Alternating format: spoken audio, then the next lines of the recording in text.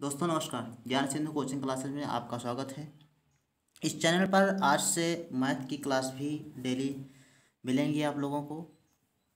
तो चैनल को नए हो तो सब्सक्राइब कर लें और वीडियो को ज़्यादा से ज़्यादा शेयर करें। तो सबसे पहले हम हाई स्कूल की जो मैथ है उसमें पहला चैप्टर है आपका वास्तविक संख्याएँ, रियल नंबर। रियल नंबर यानी वास्तविक संख्याओं को देखने से पहले कुछ पॉइंट पर ध्यान देंगे हम लोग, कुछ जो कि पिछली कक्षाओं में हम लोगों ने इनका अध्ययन कर चुके हैं। जैसे प्राकृतिक संख्याएं हैं, पूर्ण संख्याएं हैं। तो ये प्राकृतिक संख्याएं क्या होती हैं, पूर्ण संख्याएं क्या होती हैं, पूर्णांक, परिमेय संख्याएं क्या होती हैं, इनके बारे में थोड़ा सा शार्ट में अध्ययन करेंगे। उसके बाद हम मेन टॉपिक पर आते हैं।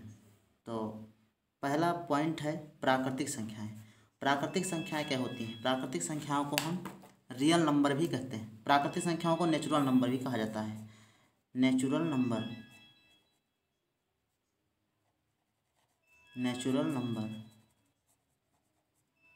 नंबर इन्हें हम n से प्रदर्शित करते हैं। अंग्रेजी वर्णमाला के n से प्रदर्शित करते हैं। और ये जो प्राकृतिक संख्याएं होती हैं, ये गिनने में प्रयुक्त की जाने वाली संख्याएं ही प्राकृतिक संख्याएं कहलाती हैं। जैसे ये संख्याएं एक से प्रारंभ होती हैं, 1 2 3 4 5 डॉट डॉट। और ये संख्याएं प्रारंभ होती हैं 1 से प्रारंभ होती हैं प्राकृतिक संख्याएं। प्राकृतिक संख्याओं की परिभाषा यदि बात की जाए तो गिनने में प्रयुक्त की जाने वाली जितनी भी संख्याएं होती हैं वे प्राकृतिक संख्याएं होती हैं, लाखों अरबों करोड़ों तक। ठीक। दूसरा पॉइंट है पूर्ण संख्याएं। पूर्ण संख्याएं क्या होती हैं? पूर्ण संख्याएं, अगर हम प्राकृतिक संख्याओं में इन्हें पूर्ण संख्याओं को हम होल नंबर कहा जाता है। होल नंबर इंग्लिश में क्या कहेंगे? Whole number. इन्हें W से प्रदर्शित किया जाता है। और होल नंबर यानी पूर्ण संख्याएं प्राकृतिक संख्याओं में जीरो को शामिल करने से हमारी पूर्ण संख्याएं बन जाती हैं। क्या बन जाती हैं? जीरो को शामिल कर लिया जाए। जीरो को प्राकृतिक संख्याओं में शामिल के लिए करिए और ये बन जाएंगी आपकी पूर्ण संख्याएं। ओके। तो ये पूर्ण संख्याएं, इनकी परिभाषा और इसका जो अध्ययन है कक्षा 8 से ही प्रारंभ हो जाता है। तो अब हम इनके बारे में शॉर्टकट में ही देखेंगे और फिर अपने मेन टॉपिक पर आते हैं। अगला पॉइंट है पूर्णांक। अब पूर्णांक क्या होते हैं? इन्हें हम इंटीजर्स कहा जाता है। क्या कहा जाता है? इंटीजर्स। और इन्हें इंटीजर्स कहते हैं। और इन्हें हम जेड से प्रदर्शित करते हैं। किससे? जेड से प्रदर्शित करते हैं। जेड अक्षर अंग्रेजी का से प्रदर्शित करते हैं। और पूर्णांक जो होते हैं, पूर्णांक धनात्मक और ऋणात्मक संख्याओं से मिलकर बने होते हैं। अर्थात सारी संख्याएं इसमें शामिल होती हैं। एक तो धनात्मक जैसे 0 1 2 3 4 डॉट डॉट इधर, और -1 -2 -3 -4 डॉट डॉट इधर, जितनी भी संख्याएं होंगी। तो मतलब धनात्मक और ऋणात्मक संख्याओं को मिलाकर हमारे पूर्णांक बनते हैं। और फिर अगला पॉइंट है हमारा परिमेय संख्या। परिमेय संख्याएं क्या होती हैं? तो परिमेय संख्याओं के बारे में थोड़ा सा अध्ययन करेंगे। तीसरा पॉइंट हमारा है परिमेय संख्याएं। चौथा पॉइंट है परिमेय संख्याएं।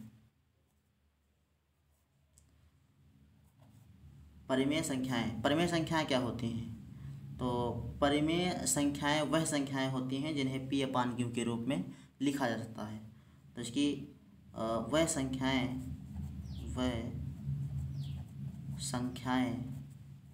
जो P/Q के रूप में लिखी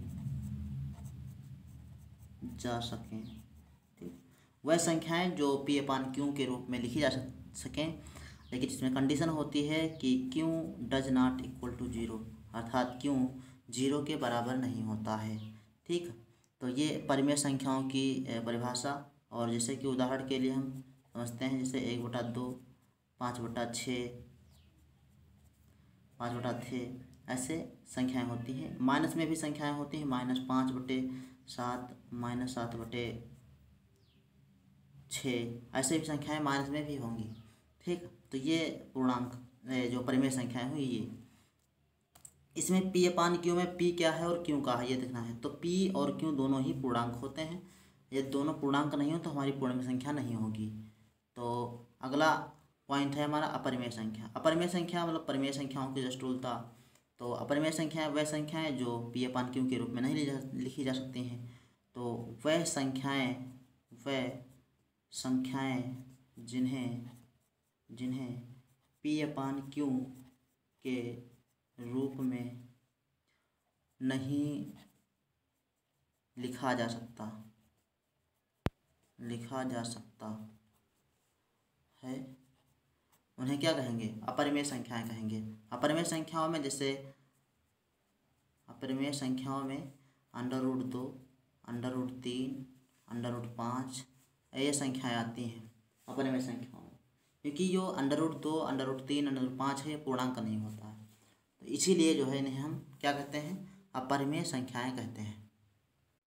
अब हम बात करेंगे थोड़ा जो आपका सबसे पहले यूक्लिड विभाजन प्रमेयिका है आपके में। तो यूक्लिड विभाजन प्रमेयिका को समझने के लिए थोड़ा पहले इस सवाल को देखते हैं। ये क्या है कि 12 से भाग करना है 207 को। तो 12 से भाग करेंगे 207 को, तो 12 से 207 को भाग करेंगे तो कितनी बार भाग जाएगा? 12 एकम 12, 12 एकम 12, क्योंकि 12 दूना 24 लगेगा नहीं, 12 एकम 12 और यहाँ से हासिल लीजिए और ये दहाई हो जाए 10, 10 से 2 जाएगा, कितना बचेगा? यहाँ बचेगा 8 और ये 7 यहाँ पर आ जाएगा, कितना हुआ? 87। अब 12 7 84, 7 बार जाएगा, 12 7 84, ये कितना बचा? 7 से 4 घंटे से कितना बचा? 3 बचा। इधर कुछ नहीं, 0। शेषफल कितना हुआ? 3। ये इतना तो हम लोग जानते हैं। शेषफल इसे क्या कहते हैं? शेषफल कहते हैं। ये हमारा जो बचता है लास्ट में इसे क्या कहते हैं? शेषफल कहते हैं। और ये जो हमारा होता है इसे हम भागफल कहते हैं। क्या कहते हैं? भागफल। इसे हम भागफल कहते हैं। और ये जो बीच वाला पोर्शन होता है इसको हम कहते हैं भाज्य। क्या कहते हैं? भाज्य। मतलब जिसको भाग दिया जाता है वो क्या होता है? भाज्य होता है। और जिससे भाग दिया जाता है वो भाजक होता है। क्या होता है? भाजक होता है। भाजक मतलब भाग देने वाला, भाजक होता है। तो यूक्लिड विभाजन प्रमेयिका में हम इन्हीं का प्रयोग करेंगे। लेकिन यूक्लिड विभाजन प्रमेयिका में है क्या? है ये कि भाजक को बी से प्रदर्शित करेंगे और भाज्य को ए से प्रदर्शित करेंगे और भागफल को क्यों से प्रदर्शित करेंगे? किसको? क्यों से प्रदर्शित करेंगे। और शेषफल हमारा आर से प्रदर्शित किया जाएगा। यही है यूक्लिड विभाजन प्रमेयिका में इन सबको हम प्रयोग करेंगे। तो आइए देखते हैं किस प्रकार से। चलिए अब ये देखते हैं यूक्लिड विभाजन प्रमेयिका क्या है। तो यूक्लिड विभाजन प्रमेयिका क्या कहती है कि दो धनात्मक पूर्णांक a एवं b के लिए दो अद्वितीय पूर्ण संख्याएं q और r इस प्रकार हैं कि a b इस प्रकार हैं कि a बराबर b q प्लस r। इसमें अब इधर देखिए इसमें क्या लिखा था, हमने क्या बताया था कि b क्या है? भाजक, a क्या है? भाज्य और भागफल क्या है? q और शेषफल कितना होगा? r होगा, r से लिखा जाएगा। तो वही लिखा है a बराबर b q प्लस r। अर्थात अगर जो हम इससे देखते हैं तो ये आपका बनेगा, ये आपका बन जाएगा, ये क्या है? भाज्य बराबर क्या बनेगा? भाज्य बराबर भाजक गुणा भागफल प्लस शेषफल। ठीक, तो ये बनेगा आपका भाज्य बराबर भाजक गुणे भागफल प्लस शेषफल। ये इसका ये बराबर बी क्यू प्लस आर, यही है विभाजन आपकी यूक्लिड विभाजन प्रमेयिका। इसमें जो कंडीशन दी गई है ये कंडीशन है 0 बराबर या छोटा होता है r से। ठीक, यानी जो शेषफल होता है, शेषफल ये तो हमारा r है, तो शेषफल का जो मान होगा, कह रहा है कि शेषफल का मान 0 होगा या 0 से बड़ा होगा। ठीक, r का मान क्या होगा? 0 से बड़ा होगा या जीरो के बराबर हो सकता है। लेकिन दूसरी कंडीशन बताइए है बी से छोटा, बी से छोटा। अब हमारा बी क्या है, बी हमारा है, बी है भाजक, क्या है, बी हमारा क्या है, भाजक, यानी भाजक से बी का मान क्या होगा, भाजक से शेषफल का मान छोटा होगा सदैव। ठीक, ये चीज़ कही गई है। इसको हम कुछ उदाहरणों के माध्यम से समझते हैं। तो चलिए इन उदाहरणों को देखते हैं। जैसे कि 5, 5 भाग 25, 5 में 25 बार कितनी बार भाग जाएगा, 5 पचे 25, तो ये पूरा पूरा यहाँ से जीरो हो जाएगा। शेषफल यहाँ कितना बचा, जीरो बचा। तो शेषफल को क्या कहेंगे, आर कहेंगे। तो इसमें आर का मान क्या है, आर का मान बी के मान से छोटा और जीरो। ठीक, तो आर का मान जीरो। इसमें अगले में देखते हैं 6 से भाग 20 में। तो 6 से 20 में भाग करेंगे तो कितनी बार जाएगा, 6 दूनी 6 तियाँ 18, 6 तियाँ 18, कितनी बार गया, 3 बार गया। और शेषफल कितना बचा, 2। 20 से 18 घटाओ, 2 बचे और यहाँ हो जाएगा जीरो। तो ये 2 शेषफल इसमें बचा, कितना बचा, 2। तो आर का जो मान होगा वो जीरो या जीरो से बड़ा हो सकता है, किंतु भाजक से छोटा, किंतु भाजक से छोटा, यही चीज़ बता रहा है। और 7 से इसको 7 से 35 को भाग दो, 7 पचे 35, 5 बार भाग जाएगा, 7 पचे 35 और ये पूरा पूरा कैंसिल, यहाँ पर जीरो हो जाएगा। तो इसमें ये देखिए कि ये इसको देखते हैं आर, ये इसका ये क्या मान है, ये मान है शेषफल जो होता है इसे हम किससे लिखते हैं, ये लिखते हैं आर से। तो आर देखो, आर क्या है, आर का मान बराबर है जीरो के, किसके बराबर है, जीरो के। ठीक, और इसमें देखो आर का मान क्या है, इसमें आर का मान कितना है, आर का मान 2 है, आर का मान क्या है, 2 है। ठीक, इसका मान, आर का मान क्या है, 2 है।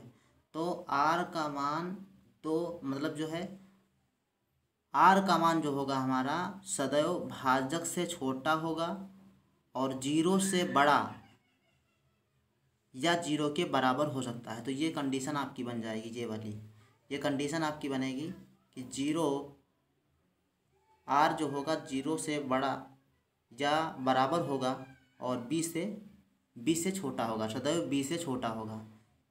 चलिए अब हम कुछ सवालों पर नज़र रखते हैं।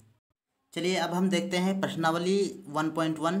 तो इसमें सबसे जो पहला सवाल आपका दिया गया है कि 135 और 225 का HCF यानी महत्तम समापवर्त ज्ञात करना है यूक्लिड विभाजन एल्गोरिथम का प्रयोग करके। तो एल्गोरिथम जो यूक्लिड विभाजन एल्गोरिथम है इसका प्रयोग करके हमको 135 और 225 का मासा ज्ञात करना है, महत्तम समापवर्त ज्ञात करना है।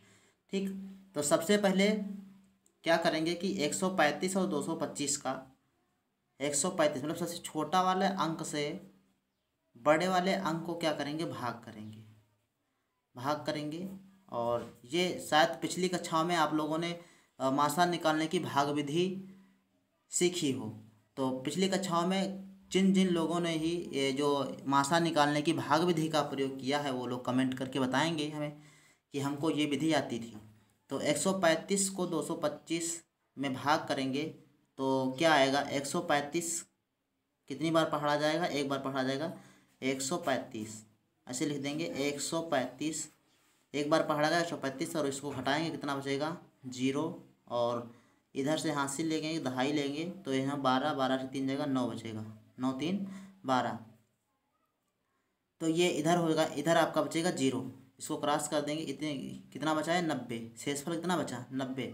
अब 90 को हम क्या बनाएंगे, भाजक बनाएंगे और 135 को, इस वाले 135 को क्या बनाएंगे, 135 को हम बनाएंगे अपना भाज्य बनाएंगे और इसको भाग करेंगे। तो 90 से अब 135 को भाग करेंगे तो देखते हैं कितना आता है, कितनी बार पढ़ा जाएगा, 135 एक बार पढ़ा जाएगा, 90, 5 से 0 घटेगा 5 और 13 से 9 घटेगा 9 5 9 4 13, 4 बचेगा, 45 हो जाएगा। अब 45 को हम क्या बनाएंगे, 45 को हम बनाएंगे भाजक और 90 को बनाएंगे भाज्य, 90 को भाज्य बनाएंगे और उसको भाग करेंगे। 145 को 90 में कितनी बार पढ़ा जाएगा, 45 दूना 90 होता है, 2 बार पढ़ा जाएगा, 45 दूना 90। यहाँ से मान इसका होगा जीरो। ठीक है, शेषफल कितना बचा, जीरो। तो जहाँ पर जिस संख्या से पूरी पूरी संख्या कट जाए, जहाँ पर शेषफल हमारा 0 हो जाए, बस वहीं पर हमारा आंसर होगा। मतलब जिस अंक से पूरा पूरा कटेगा वही हमारा अंक क्या होगा, वही संख्या हमारी मासा हो जाएगी। आज में थोड़ा सा यूक्लिड विभाजन प्रमेयिका क्या कहेगी, तो यूक्लिड विभाजन प्रमेयिका का थोड़ा सा प्रयोग करेंगे इसमें। तो सबसे पहले जिस प्रकार से आपको परीक्षा पेपर में लिखना है उसी प्रकार से थोड़ा सा इसमें हल कर लेना है। तो यहाँ पर लिखेंगे हल, और फिर यूक्लिड विभाजन प्रमेयिका क्या कहती है। यूक्लिड विभाजन प्रमेयिका में हम लिखते हैं a बराबर बी क्यू प्लस आर। क्या होता है, a बराबर बी क्यू प्लस आर, अर्थात भाज्य बराबर भाजक गुणे शेषफल प्लस भाज्य बराबर भागफल, भाजक गुणे भागफल और प्लस शेषफल होता है।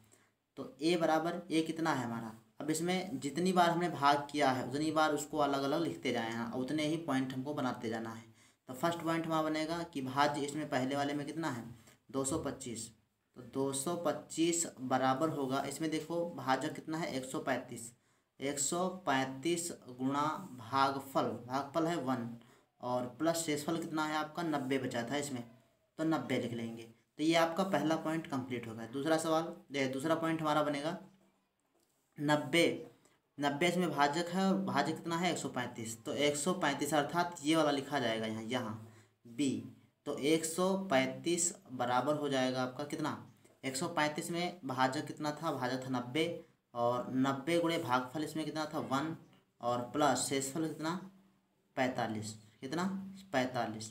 ठीक, तो ये दूसरा पॉइंट हमारा बनेगा। और तीसरा पॉइंट बन जाएगा, अब हम 90 को बनाएंगे क्या, 90 को बनाएंगे भाज्य, और भाज्य इसमें देखो भाजक क्या है, इसमें 45 भाज्य है, 45 भाजक है, तो 45 गुणे कितनी बार पढ़ा गया था 2 बार, यानी भागफल हमारा कितना है 2 है, और प्लस शेषफल कितना है 0। तो जहाँ पर शेषफल हो जाए और वहीं पर हमारा जो बी का मान होगा, जो बी का मान होगा अर्थात ये 45 जो होगा ये हमारा मासा हो जाएगा। तो इसको हम ऐसे लिख दें मासा बराबर 45, मासा बराबर 45 से ही हमारा आंसर हो जाएगा। तो ये थी एल्गोरिथम यूक्लिड विभाजन प्रमेयिका से मासा ज्ञात करने की विधि। अगला सवाल है 196 और 3820 का HCF ज्ञात करना है यूक्लिड विभाजन एल्गोरिथम से।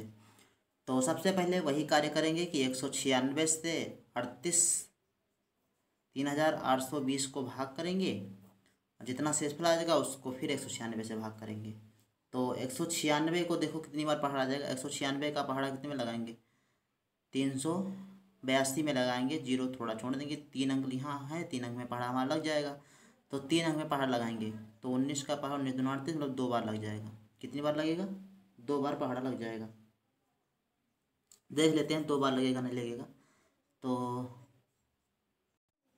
ठीक है, इसमें देखो 2 का पहाड़ा नहीं लगेगा, 1 बार पहाड़ा लगेगा।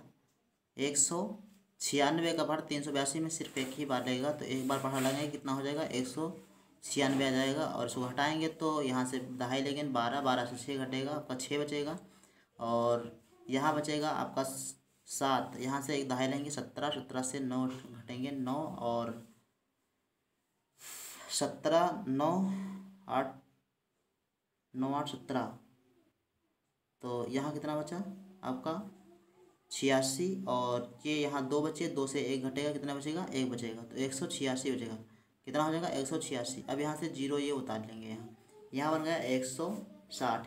अब 160 में 1860 बना, 1860 में पहाड़ा लगाएंगे 196 का, तो ये लगभग 18 19 19 9 171 होता है, तो 19 का पहाड़ा इसमें 9 बार लग जाएगा, तो यानी पूरी संख्या में भी 19 का पहाड़ा लग जाएगा। तो 9 छाक 54 के 4, और 9 9 81, और 5 86, 86 के 6, और 9 1 9 9 8 17, 1764 हो जाएगा। घटाएंगे कितना बचेगा, ये बचेगा 10 से 6 जाएगा, 4 जाएगा 6 बचेगा, और यहाँ हो जाएगा 15 से 6 गया 9 6 15, तो 196 बचेगा, और यहाँ 0 हो जाएगा। तो ये शेषफल कितना बचा 96 बचा। अब 96 को हम क्या बनाएंगे, 96 को हम बनाएंगे भाजक, और 196 को हम भाज्य बना लेंगे। क्या बनाएंगे, भाज्य बनाएंगे और भाग देंगे। तो 196 में कितनी बार जाएगा, 1 बार जाएगा, यहाँ पर लिखेंगे 96, सॉरी 2 बार पहाड़ लग जाएगा, यहाँ कितनी बार लगेगा 2 बार लग जाएगा, और 2 बार लगाएंगे तो यहाँ पर बन जाएगा 2 6 12 के 2, और 2 9 18 1 19, ठीक, 192 हो जाएगा। और 6 से 2 घटेगा कितने का बचेगा? 4 बचेगा। और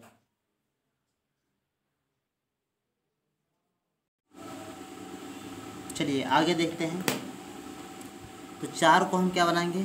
4 को बनाएंगे भाजक, और 96 को लिखेंगे और 96 को भाग करेंगे। कितनी बार जाएगा? 4 का पहाड़ा 9 में लगाएंगे, 4 दूनी 8 लगेगा, 4 दूनी 8, 1 बचेगा, 16 हो जाएगा, 4 चौको 16, 4 बार जाएगा, यहाँ हो जाएगा 16, और ये पूरा पूरा 0 हो जाएगा। क्या हो जाएगा? 0 हो जाएगा। अब हम इसमें क्या करेंगे?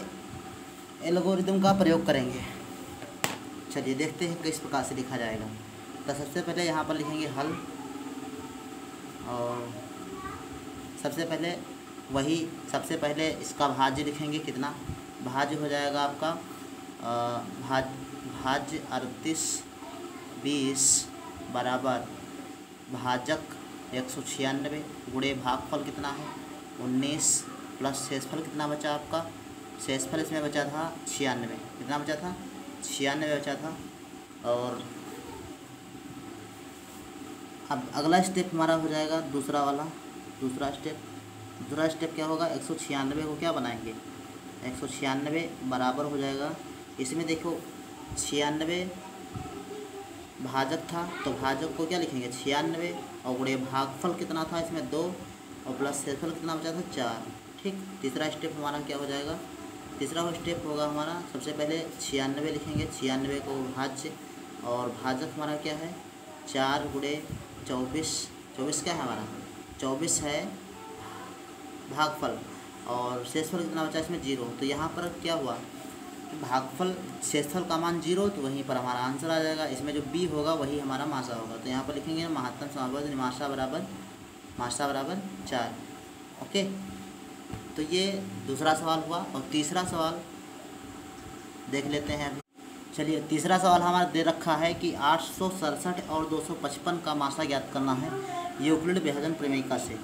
तो सबसे पहले वही काम करेंगे, 255 से भाग करेंगे 867 में कितनी बार जाएगा? 25 या 75 होता है, 86 में भाग लगाएंगे 25 का, तो कितनी बार जाएगा? 3 बार जाएगा। तो 3 से इसको गुणा करेंगे, इसको 3 5 15 के 5, और 3 5 15 16 के 6, हाथ से 1, और 3 दूनी 6 और 1 7, 765 हो जाएगा। यहाँ से घटाएंगे, 7 से 5 घटेगा, कितना बचेगा? 7 से 5 घटाएंगे 2 बचेगा, और 6 ये 0 हो जाएगा, और 8 से 7 घटेगा 102 बचेगा। कितना बचेगा? 102। अब 102 को हम क्या बनाएंगे? भाजक बनाएंगे। 102 को भाजक बनाएंगे, और 255 को क्या बनाएंगे? 255 को हम बनाएंगे भाज्य। और तो 102 देखो कितना जाएगा? 2 बार जाएगा, पकड़ लगेगी इसमें। और 2 दूनी कितना हुआ? 4, और 2 0 जो 2 1 2, मतलब 204 हुआ। इसको घटाएंगे, देखो कितना बचता है? 5 से 4 घटाओ 1 बचा, और 5 से 0 घटेगा 5 बचेगा, और ये तो 0 हो ही जाएगा। तो यहाँ बचा 51, और 51 को हम भाजक बनाएंगे, फिर 102 में भाग करेंगे।